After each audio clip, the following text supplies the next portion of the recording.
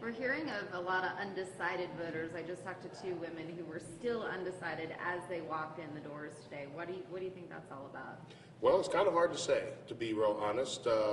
I hope that it's because they actually have two good choices as opposed to the lesser of two evils. So if that's the reason they're undecided, that's a good thing for the city. I can't tell you why people are undecided. It's sometimes, I think, difficult for them to pick up the nuances between candidates in a 30-day period when we're running around like crazy.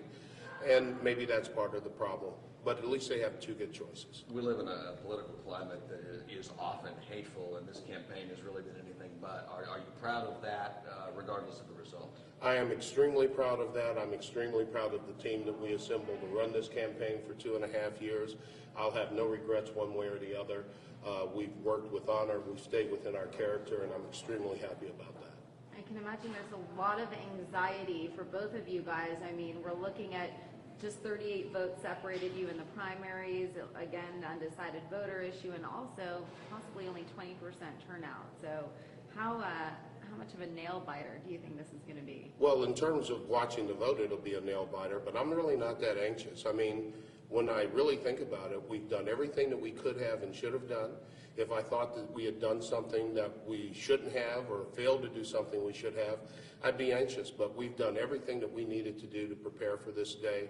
I'm happy with where we are. I'm willing to let the chips fall where they may. I think that we'll be fine at the end of the day because we've done everything we needed to do.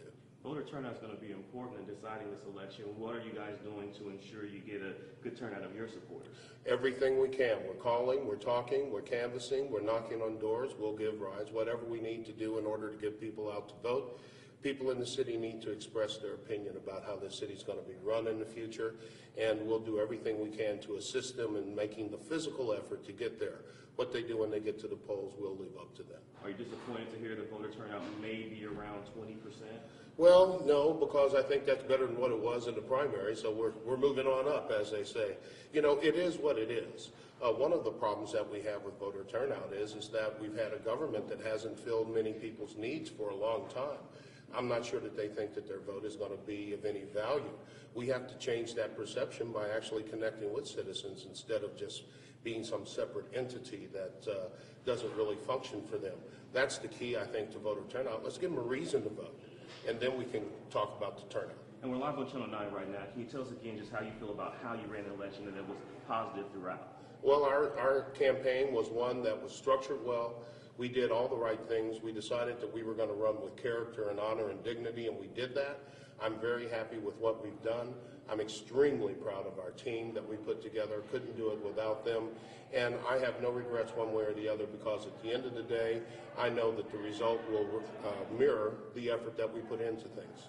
For those undecided voters, if you had to just say one thing that is so clear that separates you and Mike Burke, what would you say?